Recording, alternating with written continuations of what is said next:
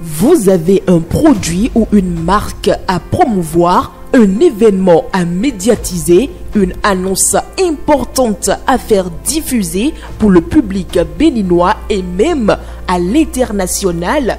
Le groupe de presse La Guérite, à travers sa web télévision Guérite TV Monde, sa web radio Guérite Radio et son journal La Guérite est votre interlocuteur valable. Par notre savoir-faire, notre audience grandissante et notre présence constante sur le terrain ainsi que sur des plateformes digitales, donnez de l'écho à vos activités pour l'atteinte de vos objectifs. Reportages, comptes rendus, publi-reportages, spots publicitaires, magazines, interviews, bandes défilantes sont entre autres offres du large éventail que nous vous proposons pour une communication percutante et efficiente. À vous donc de jouer en nous contactant dès maintenant par appel direct et par WhatsApp au plus 229 01 97 26 26 111.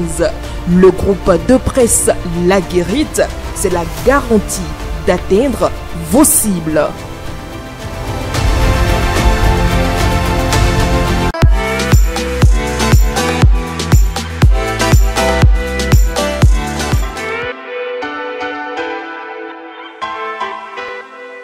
Amis internautes de Guérite TV Monde, bien le bonjour et merci d'être à ce rendez-vous de votre émission matinale Le meilleur réveil. Voilà, nous y sommes aujourd'hui pour le compte de ce mercredi 7 mai 2025. On se retrouve tout juste après la virgule publicitaire dans la toute première rubrique de cette émission. Vous organisez un mariage, un anniversaire, un baptême, un séminaire, un spectacle, un meeting politique ou tout autre événement, Guérite TV Monde vous propose un service de sonorisation professionnelle de meilleure qualité. Pour plus d'informations, contactez-nous au plus 229 91 19 10 10. Guérite TV Monde, le leader des web TV.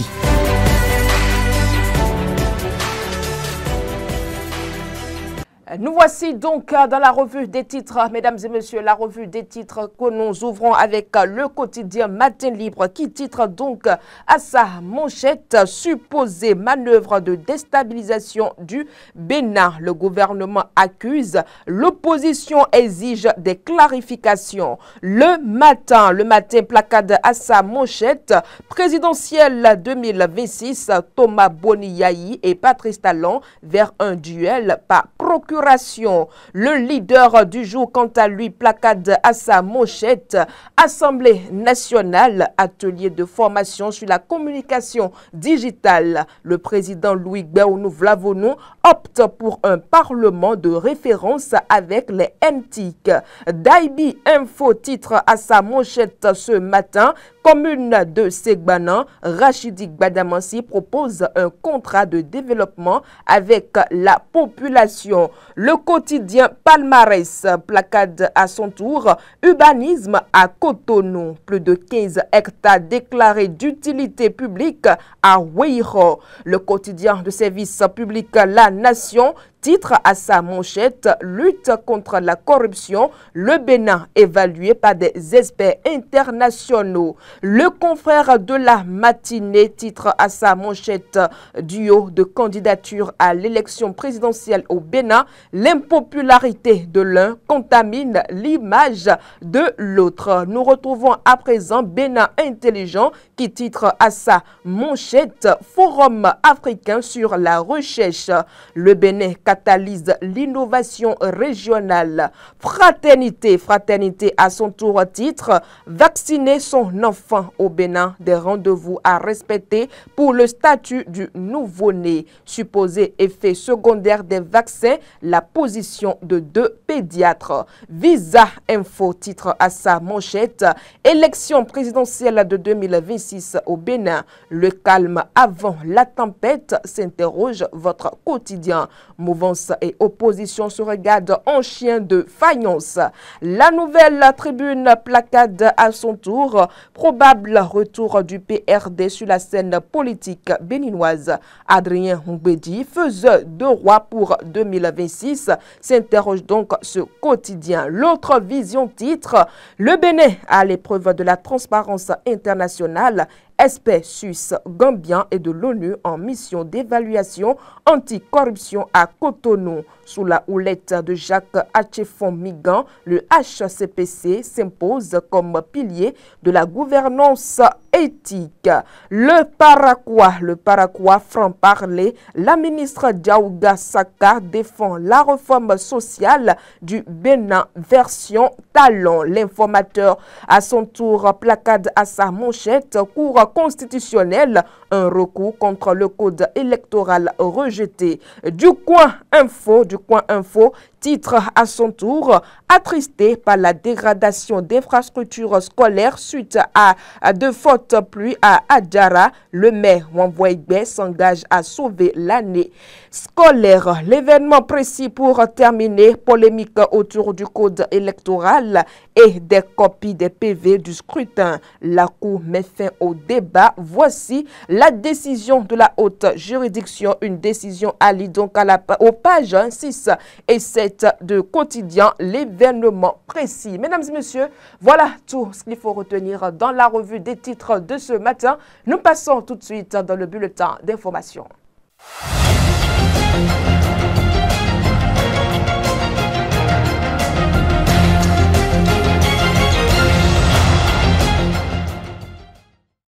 Merci de nous retrouver dans cette deuxième rubrique de votre émission. En préparation aux élections générales de 2026, la haute autorité de l'audiovisuel et de la communication AC a lancé hier, mardi 6 mai 2025, à Abomey, un atelier de renforcement des compétences destinées à ses conseillers et cadres. Pendant 3 jours, les participants se penchent sur le contenu du code électoral modifié afin d'assurer une lecture commune des textes en vigueur. Cette rencontre s'inscrit dans la logique de l'institution d'anticiper chaque échéance électorale par des retraites de formation. Autre information dans ce bulletin, mesdames et messieurs, l'autorité de régulation des communications électroniques et de la poste ARCEP Bénin a annoncé avoir collecté 66,12 milliards de francs CFA pour le compte de l'État au thème de l'année 2024.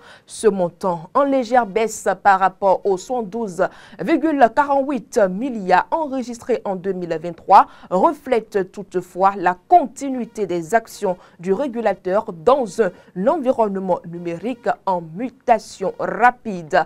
D'une information à une autre, mesdames et messieurs, du 6 au 8 mai 2025, le Bénin accueille à Cotonou une mission d'examen dans le cadre du deuxième cycle du mécanisme d'évaluation de l'application de la Convention des Nations Unies contre la corruption. Ce processus, supervisé par l'Office des Nations Unies contre la drogue et le crime, rassemble des experts de Suisse, de Gambie et d'Autruche.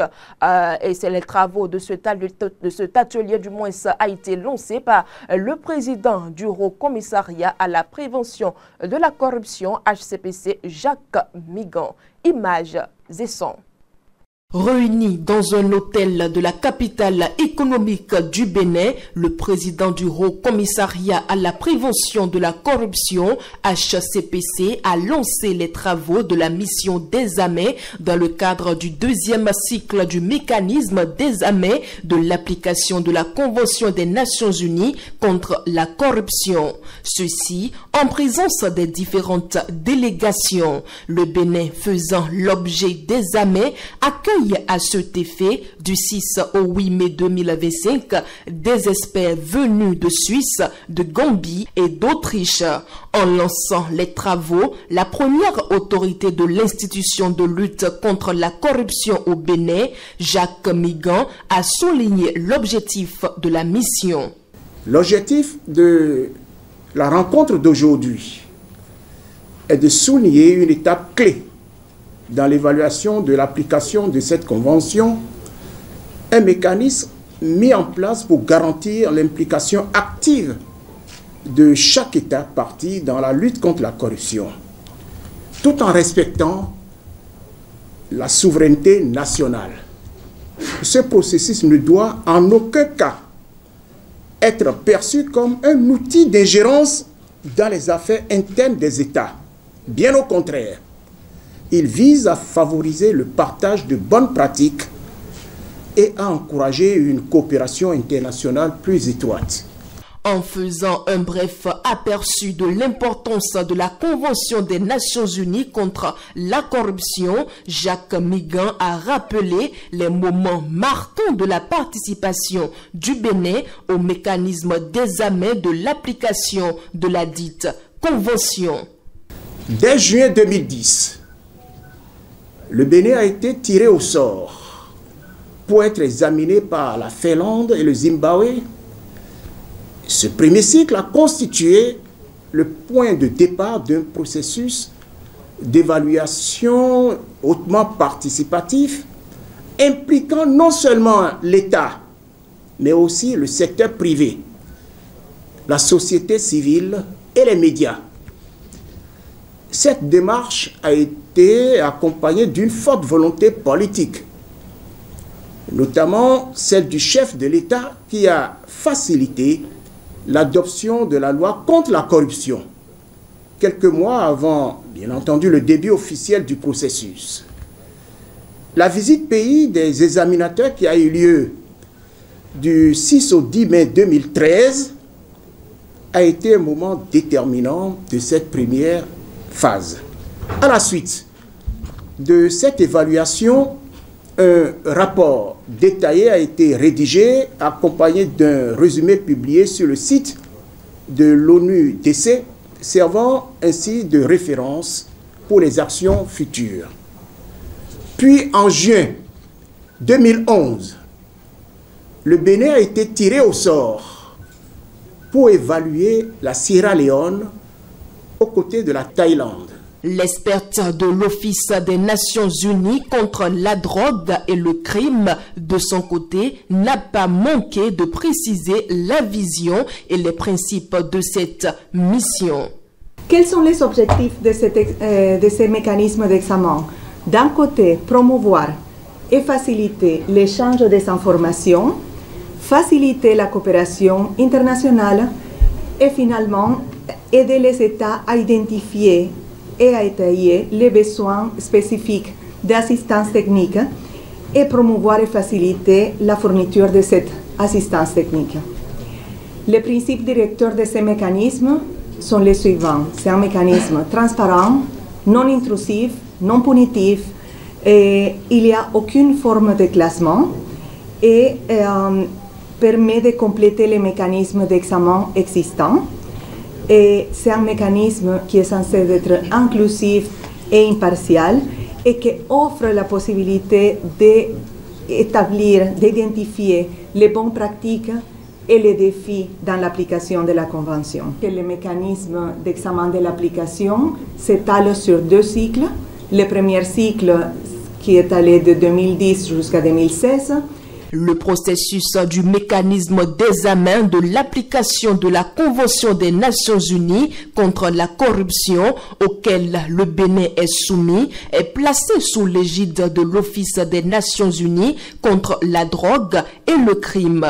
En s'y soumettant, le Bénin renouvelle son implication dans la lutte contre le fléau mondial qu'est la corruption. Et c'est l'essentiel à retenir, mesdames et messieurs, de l'actualité ce matin. Je vous invite à présent à faire un tour au service commercial. Vous organisez un mariage, un anniversaire, un baptême, un séminaire, un spectacle, un meeting politique ou tout autre événement, Guérit TV Monde vous propose un service de sonorisation professionnelle de meilleure qualité. Pour plus d'informations, contactez-nous au plus 229 91 19 10 10. Guérit TV Monde, le leader des Web TV.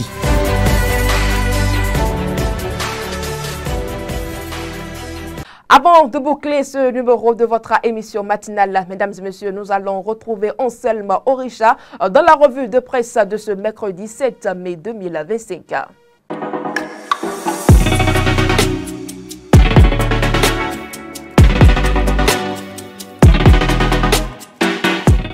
Amis de la revue de presse, mesdames et messieurs, bonjour. La politique, notamment les élections générales de 2026, est au cœur des parutions ce mercredi. Le matin, la Nouvelle Tribune, Matin Libre, le confrère de la matinée, Bénin Intelligent et bien d'autres journaux ont traité divers sujets liés aux élections générales de 2026. En prélude à ces échéances, la Nouvelle Tribune fait constater un probable retour du PRD sur la scène politique. Au regard de l'évolution de l'actualité politique nationale, le Parti du Renouveau démocratique, dirigé par Maître Adrien Ongbedji, semble renaître de ses cendres après une période d'alliance et de distanciation avec les méthodes du pouvoir en place. L'influence d'Adrien Ongbedji sur la scène politique béninoise est indéniable, fait constater le journal. Son expérience, son réseau et sa capacité à nouer des alliances stratégiques, ajoutées à sa position actuelle, en font un acteur clé pour les élections de 2026. Le jeu politique de 2026 ne se fera pas sans le parti de Maître Adrien Ongbedji, prévient le journal. L'apparition y voit d'ailleurs une éventuelle alliance entre le PRD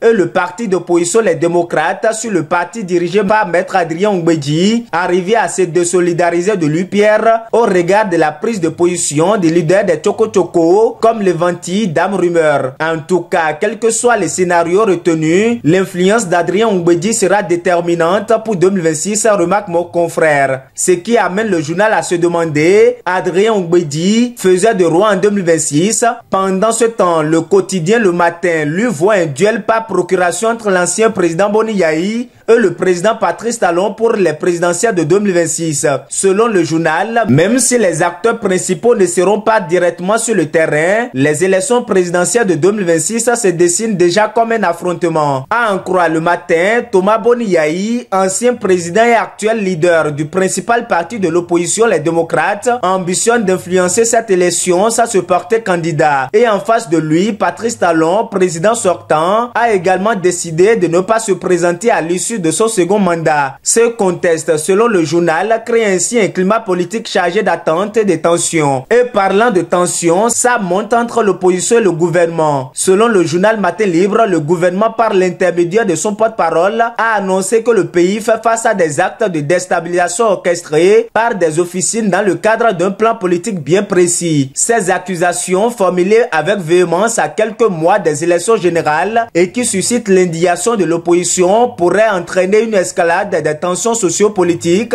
avec des conséquences profondes sur l'avenir politique du pays. La récente déclaration de Wilfrid Léandre Ongbedji, porte-parole du gouvernement béninois, a véritablement jeté un pavé dans la mare du paysage politique du Bénin, fait constater le journal. Lors d'une émission télévisée, le porte-parole de l'exécutif a déclaré qu'il existe des officines dont le plan d'action pour 2025 est de travailler à la déstabilisation du Bénin, disposant de moyens financiers substantiels à cet effet. Cette déclaration publique, faite avec force et conviction lors d'un entretien télévisé le 30 avril 2025, a suscité des inquiétudes palpables au sein de l'opposition, notamment du parti Les Démocrates, qui n'a pas tardé à réagir. Dans une déclaration le 4 mai, les partisans de Boni Yayi perçoivent ces accusations comme une tentative manifeste de répression et de manipulation de l'espace public, ainsi qu'une stratégie habile visant à consolider le pouvoir en place en prévision d'une période électorale délicate. Selon mon confrère, la réaction rapide et ferme de l'opposition souligne non seulement la gravité de la situation actuelle, mais aussi la détermination indéfectible des acteurs politiques à défendre l'intégrité du processus démocratique.